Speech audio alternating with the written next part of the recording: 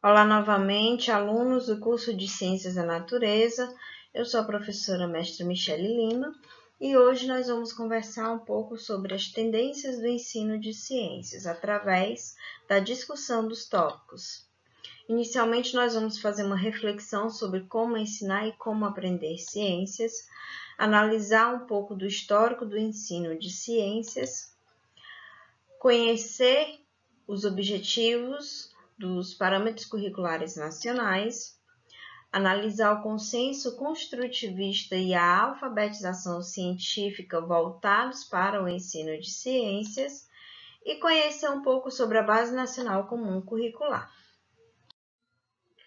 Inicialmente, nós vamos analisar algumas figuras para reflexão. Nessa figura, o que nós podemos ver? Nós podemos ver o professor com uma boca enorme, e os alunos estão representados apenas como ouvidos, né? O que a gente pode entender disso? Nesse modelo de ensino, quem é o único detentor do conhecimento? Apenas o professor. O aluno está lá apenas como ouvinte, ele não tem voz, ele não tem vez. O ensino ele é unidirecional, ele vai daquele que é o detentor do conhecimento, o professor, para aquele que deseja aprender. A próxima figurinha também faz com que nós possamos refletir um pouco. Nós temos alunos que estão interessados apenas em uma coisa, eles estão condicionados a fazer apenas uma coisa, exames. O nosso foco hoje em dia é de apenas preparar os alunos para a prova. Se aprendeu ou não o conteúdo, se posteriormente ele vai ou não saber aplicar esse conteúdo, já é outro problema, contanto que na prova ele se saia bem. Então, será que nós estamos formando cidadãos críticos? Ou se nós estamos apenas formando pessoas que têm capacidade de reprodução? Eles vão apenas reproduzir o que eles leram no livro ou vão apenas reproduzir aquilo que o professor falou? Veja que na figura o professor fala: se afasta da janela, querida, você não vai querer ficar para trás, certo? Enquanto a criança observa novas cores, novos sons, um novo ambiente. Então, a gente vê que aqui essa figura retrata um ambiente de competição, que, querendo ou não, é o que nós vivemos atualmente ainda. Essa próxima figura, uma tirinha, na verdade, ela mostra um pouco da modificação do processo de aprender, na realidade de ensinar e de aprender.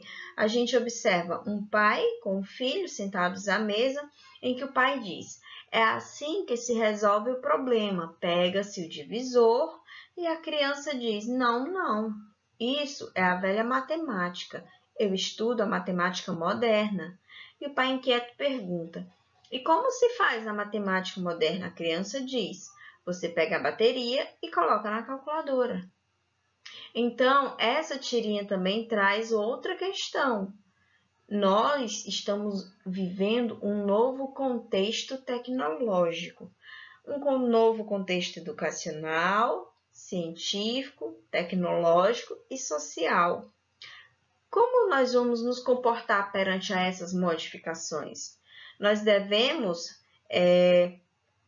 limitar o acesso à tecnologia? Nós podemos fazer com que essa tecnologia seja aliada no ensino, para que ela seja bem orientada, uma vez que ela já é indissociável?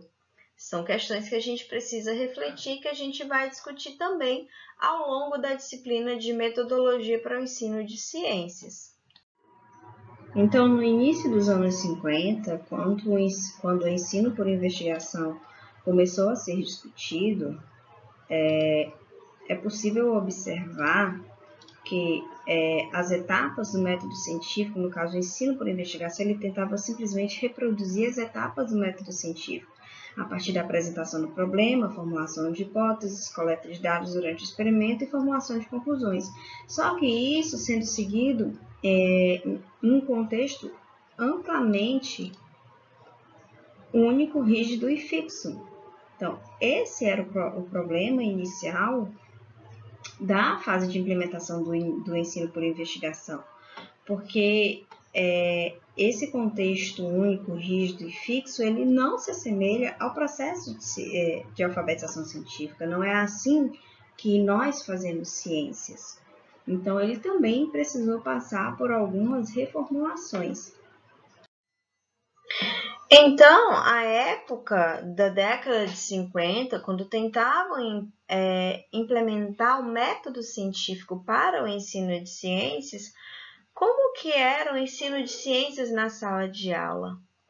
Infelizmente, ele era fragmentado, mas fragmentado de que forma? Existia uma aula teórica, onde, querendo ou não, de forma tradicional, o professor repassava o conteúdo para o aluno e numa próxima aula, às vezes até em dias diferentes, existia um experimento. Esse experimento servia apenas para comprovar o que já tinha sido descrito na aula teórica. Então, isso foge um pouco às premissas de um ensino investigativo, porque na realidade é que você não está promovendo a investigação, você está apenas reproduzindo o método científico sem esperar um resultado diferente. Você não está permitindo que o aluno venha a investigar, a buscar o conhecimento. E ao longo do tempo, após a LDB de 1961, como nós já conversamos, houve várias discussões, principalmente nos anos 70, quando começaram a se questionar sobre assuntos muito importantes como o meio ambiente, como a sustentabilidade, questão de sexualidade. Então, temas vieram à tona de forma que houve realmente uma mudança no pensamento da forma de ensinar. Então, como eu havia dito, na década de 70, o ensino de ciências ele ganha realmente força, uma força muito grande, tendo como base o contexto social da época, em que muitos começaram a se questionar sobre as ações que antes eram consideradas comuns.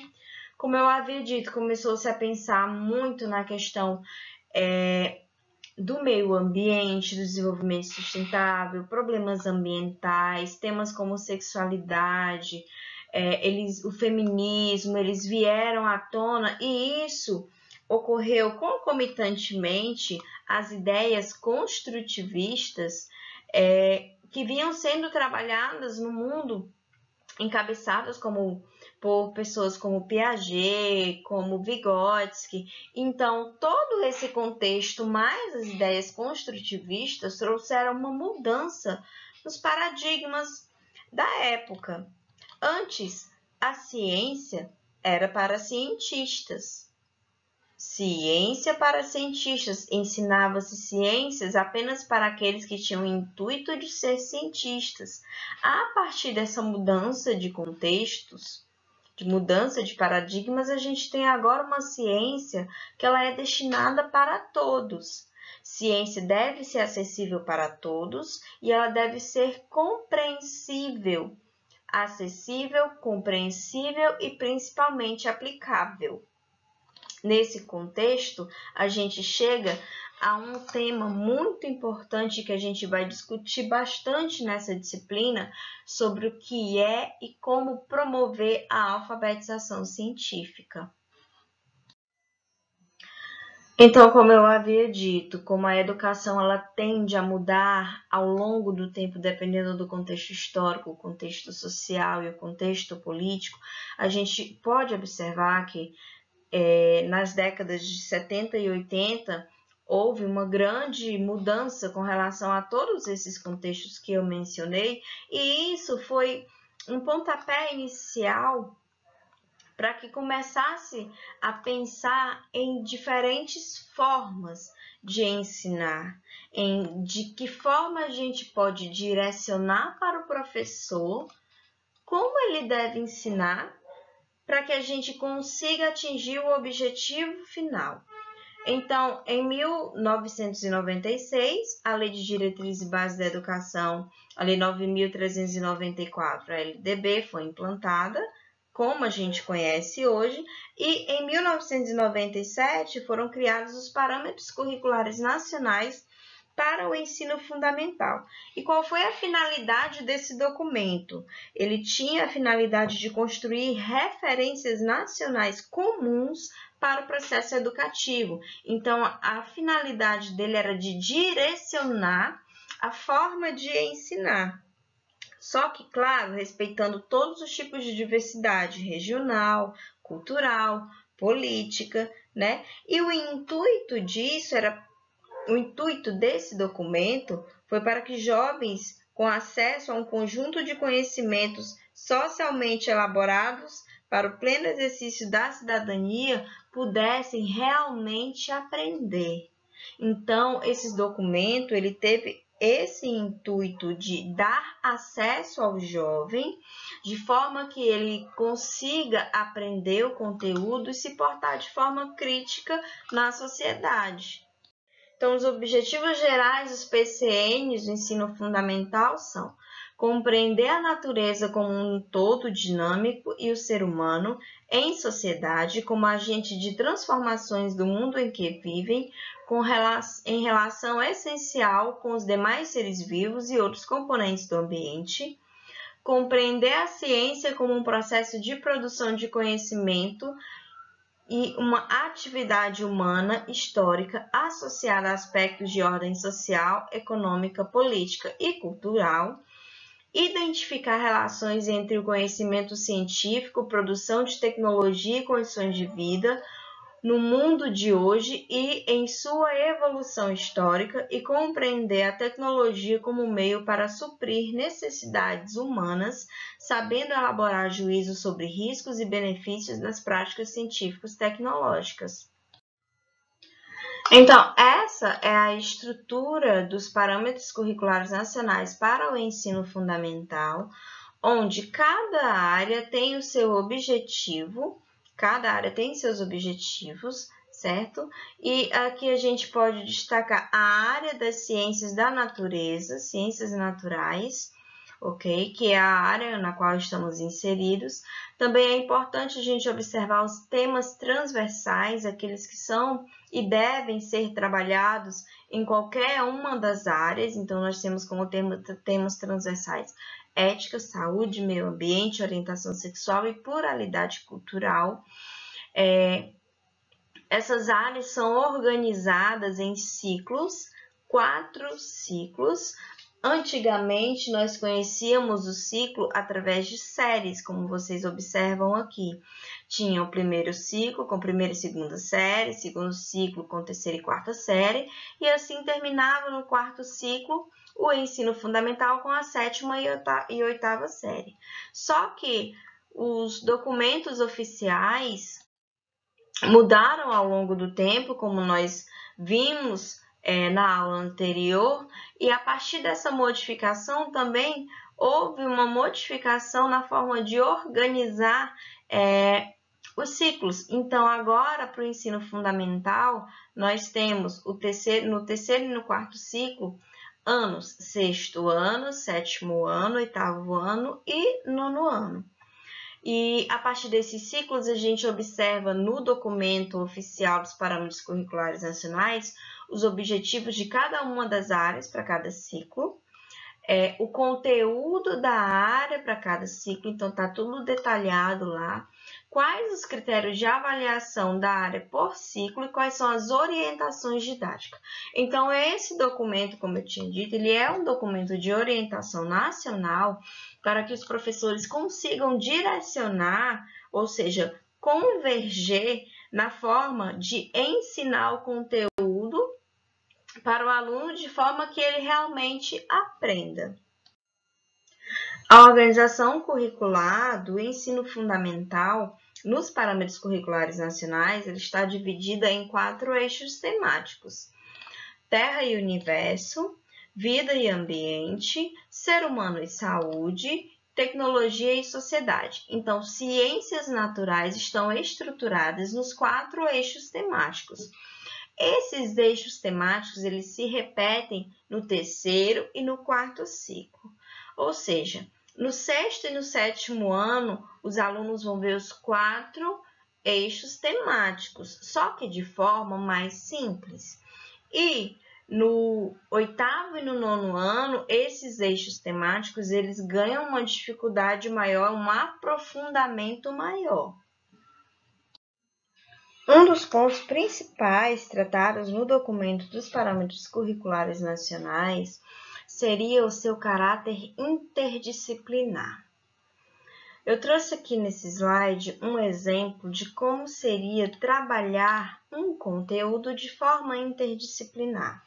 Então, aqui a gente está analisando um terrário, então, sobre o conteúdo terrário nas ciências, o que poderia ser observado a questão da fotossíntese, os seres vivos, na matemática, a massa, o volume, geometria, na geografia, ecossistemas, climatologia, meteorologia, língua portuguesa, versos, prosas, redação, adjetivo, verbo e etc. O que a gente pode observar com relação a isso? Embora seja muito bem descrito no papel, no documento dos parâmetros curriculares nacionais, falar sobre interdisciplinaridade, incentivar o ensino através da interdisciplinaridade, na prática, infelizmente, isso é muito complicado e a gente vai ver alguns motivos relatados de o porquê dessa dificuldade de trabalhar o conteúdo, ou pelo menos boa parte do conteúdo, de forma interdisciplinar. Então a gente chega à grande pergunta: será que os objetivos dos PCNs eles estavam sendo alcançados?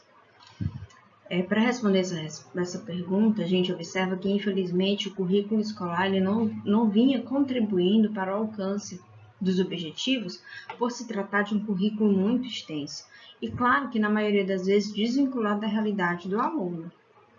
Nós também podemos observar que o professor ele tinha um excesso de atribuições que muitas vezes impede que o professor venha trabalhar metodologias de ensino diferentes. Do mesmo jeito também, a gente observa que o professor ele sofre de uma falta de incentivo muito grande, tanto de reconhecimento como incentivo à qualificação, às vezes até incentivo da gestão escolar, que também a escola ela sofre com a falta de estrutura física, o que pode dificultar, mas claro que não inviabiliza o uso de metodologias alternativas no ensino. E que a formação dos professores também é um fator limitante, porque muitos professores que já têm algum tempo de atuação profissional, eles sofrem bastante com essa condição de não terem uma formação continuada, de não serem estimulados a se qualificar sempre, né? Então, isso tudo vem a contribuir para que os objetivos dos PCNs não sejam alcançados. Eles não estavam sendo alcançados, na realidade. Então, a gente vem e se pergunta, como ensinar? Realmente fica essa lacuna. Como nós devemos ensinar? Que formas nós devemos buscar de fazer com que o aluno realmente aprenda o conteúdo e que isso seja um processo prazeroso? A partir do questionamento sobre como ensinar, nós podemos analisar algumas premissas do consenso construtivista. A primeira delas seria concepções prévias. É muito importante levar em consideração as concepções prévias, porque ninguém é um vaso vazio. Todos têm colocações, informações importantes sobre os conteúdos para colocar. Então, é muito importante nós levarmos em consideração as concepções prévias que os alunos têm sobre o conteúdo, até porque quando nós questionamos isso para os alunos, o que eles conhecem sobre determinado conteúdo, já é uma forma de incentivar, dialogar, de incentivar a participar da aula. Interações sujeito e objeto, ou seja, o aluno deve compreender por que ele está aprendendo aquilo e se vai ser possível ele aplicar de alguma forma. Então, nós devemos procurar formas de fazer com que seja algo mais acessível para o aluno, algo que ele possa realmente aplicar. Interação entre sujeitos, e com isso eu me refiro tanto à interação entre professor e aluno, como interação entre alunos e alunos, inclusive incentivando o trabalho em grupo. E a autonomia do pensamento. É a partir de todas essas etapas, a gente vai ver que é possível a pessoa desenvolver a autonomia do pensamento e, contemplando todas essas etapas, chegar a uma construção efetiva do conhecimento, com o intuito de aprimorar o que foi descrito nos documentos dos PCNs, levando em consideração o consenso construtivista e com o intuito de promover a alfabetização científica. Em 2018, foi lançado um novo documento, a Base Nacional Comum Curricular para o Ensino Fundamental. De forma bem objetiva, a Base Nacional Comum Curricular é um documento que vai orientar a construção do currículo, de um currículo que seja comum para todas as escolas do país, e o objetivo dela vai ser definir os conhecimentos que serão essenciais a todos os estudantes para que eles tenham acesso durante a sua trajetória, desde a creche até o ensino médio. Antes não tínhamos uma base nacional comum e agora com a BNCC ficará claro quais são os elementos fundamentais que precisam ser ensinados em matemática, nas linguagens, nas ciências da natureza e humanas. Então, com a Base Nacional Comum Curricular, a gente observa uma redução muito grande do currículo e com essa redução, a gente também observa novos desafios para os professores. Então, a gente pode observar que a educação passa por um processo de ressignificação, né? Várias ressignificações. A primeira delas seria de propósito. Agora, a educação integral é voltada para o desenvolvimento de competências cognitivas e socioemocionais. Uma ressignificação curricular. Com a BNCC, ela vai inovar a forma de ensinar e introduzir novos componentes que apoiam a articulação dos conhecimentos e competências. Ao invés de trabalhar com conteúdos de forma meramente tradicional, a BNCC ela vai incorporar metodologias, fazendo com que haja também uma ressignificação de metodologias, com o uso de metodologias integradoras e novas estratégias de envolvimento do aluno que vão favorecer o aprendizado. Também vai ressignificar a avaliação, que vai ser voltada para a gestão dos resultados, que vão se apoiar nos instrumentos de avaliação para diagnóstico de aprendizado e ações de melhoria no ensino. E, claro, com a ressignificação da escola. A escola quer preparar alunos para a sua vida pessoal, cidadã e profissional. Então, a BNCC ela vem a agrupar um conjunto de estratégias que vão permitir que o aluno consiga compreender o conteúdo de uma forma mais significativa, de uma forma que ele consiga correlacionar esse conteúdo com o seu contexto social bem mais efetivamente.